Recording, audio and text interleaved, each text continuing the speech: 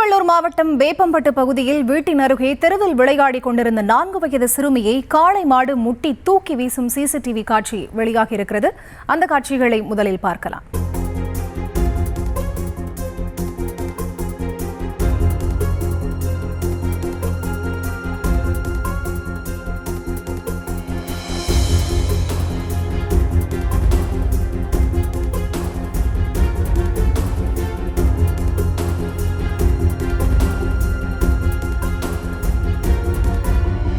வணக்கம் பரிதா.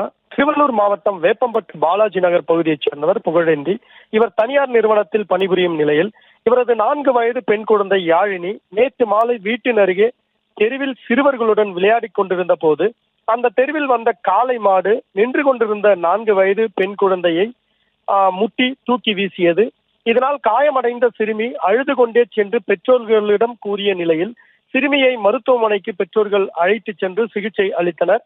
மேலும் அப்பகுதியில் இதுபோன்று மாட்டின் உரிமையாளர்கள் மாடுகளை அவிழ்த்து விடுவதால் வயல்வெளிகளில் செல்ல வேண்டிய மாடுகள் வீடுகளை சுற்றித் திரிவதாகவும் போன்ற அசம்பாவித சம்பவங்கள் அடிக்கடி நடைபெறுவதாகவும் அப்பகுதி மக்கள் குற்றச்சாட்டினை முன்வைக்கின்றனர்.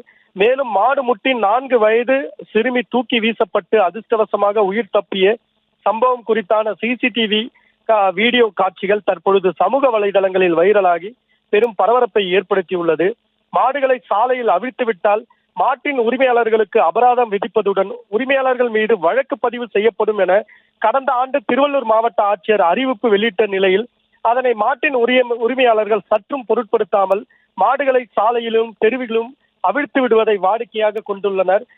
இதனால் அவர்கள் மீது கடுமையான நடவடிக்கை எடுக்க வேண்டும் எனவும் பொதுமக்களும் சமூக ஆர்வலர்களும் தற்பொழுது கோரிக்கை வைத்துள்ளனர். பரிதா.